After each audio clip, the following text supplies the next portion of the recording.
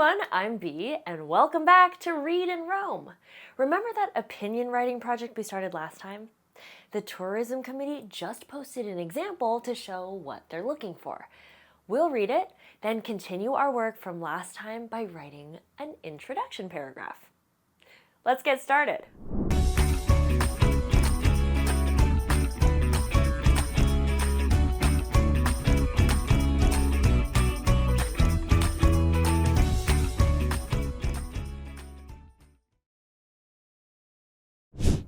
This example will be great for showing us what the committee expects. Here's what it looks like. Before we start reading, what do you notice about how the text is organized? I see that this text is split into 3 separate paragraphs. We've learned that paragraphs group a few sentences about the same idea. Now, let's read, and then we'll talk about the purpose of each paragraph. Have you ever made your hair stand up with static electricity or walked through a tunnel of stars? You can do all that and more at the Science Center. The Science Center is the best place to visit in town because it has hands-on exhibits, amazing science shows, and a space zone. First, the Science Center has hands-on exhibits that let you learn by doing. Next, there are live science shows where you can watch cool experiments like freezing balloons with liquid nitrogen. Last, it has a space zone with real astronaut gear and a moon rock you can touch. In conclusion, the Science Center is the best place in town to visit because you get to explore exhibits, see shows, and learn about space. If you want to have an unforgettable day, visit the Science Center and see for yourself. What did you notice about that first paragraph? It's kind of like the topic sentences we've written before. This first paragraph of the text is called an introduction paragraph. Based on the name and what you've learned in previous videos, what do you think the purpose of this paragraph is? In opinion writing, the introduction paragraph introduces the reader to the writer's opinion. What about this middle paragraph?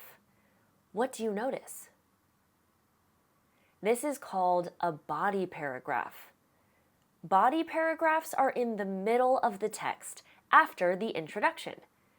Typically, body paragraphs are where we can find more details about the big idea. In this case, the body paragraph expands on the supporting reasons that the writer mentioned earlier. This is where we'll fully tell the reader why our chosen topic is the best place in town. This last paragraph is called the conclusion paragraph. Does it remind you of anything we've written before? It's like the closing sentences we wrote in our informational paragraphs. The conclusion paragraph of a text restates the writer's opinion and closes out the writing by leaving the reader with a final thought. The opinion writing we'll create will also follow this structure: introduction, body, and conclusion. Each of these paragraphs has a purpose in keeping the writer clear and organized. Today, our focus will be on the beginning, the introduction paragraph. Let's look at the example introduction paragraph again. This paragraph has 2 parts. One should look familiar from my last video. Do you see it? This paragraph features an opinion statement at the end. There's the topic, the Science Center, the opinion, and the supporting reasons. But what about this first part? This part of the intro is called a hook. Have you ever read the first line of something and just had to keep going? Or seen an ad for something that immediately draws you in? That is the magic of a hook. A well-written hook is usually one sentence that grabs the reader's attention right away to encourage them to keep reading. Today, we'll dive into the most common and powerful types of hooks writers use to reel readers in. First up, the question hook. This kind of hook asks your reader something to get them thinking. In the example, the writer says, "Have you ever made your hair stand up with static electricity or walked through a tunnel of stars?" Right away, I want to learn more about how I can do those things. In some cases, like this example, the question is followed by a response that starts to introduce readers to the topic. Let's practice writing a question hook for my topic, the nature park. To write a question hook, we can think of something special about the place and ask the reader if they've experienced it.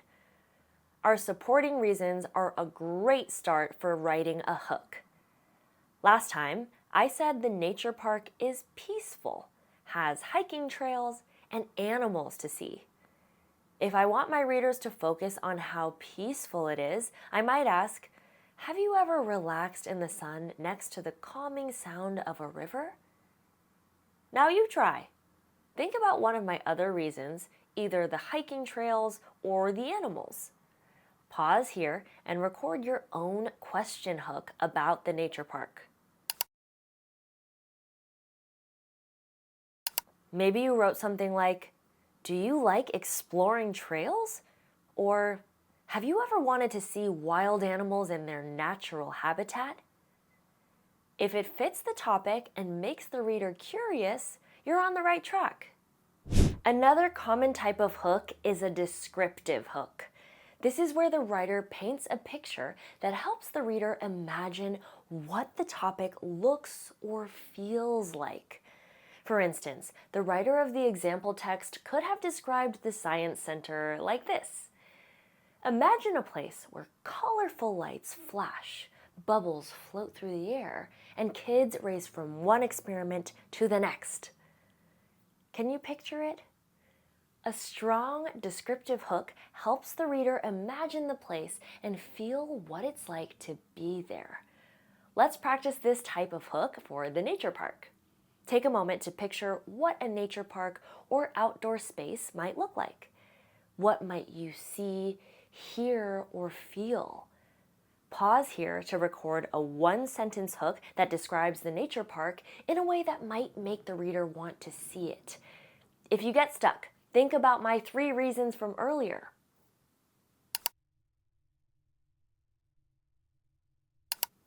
Nice. I think I would say something like, "Imagine a place where the sun shines through the branches of towering green trees." The last type of hook we'll cover today is called the fun fact hook. This type of hook shares an interesting or surprising fact that makes the topic sound exciting. For example, the Science Center has a real moon rock you can actually touch. For practicing this type of hook, it's okay if you don't know a true fact about my nature park. Make one up that sounds real, or use something you know from outside spaces near you. Here's an example. The nature park is home to over 20 species of birds, including a rare blue heron at the lake. Pause here to create your own fun fact hook about the nature park.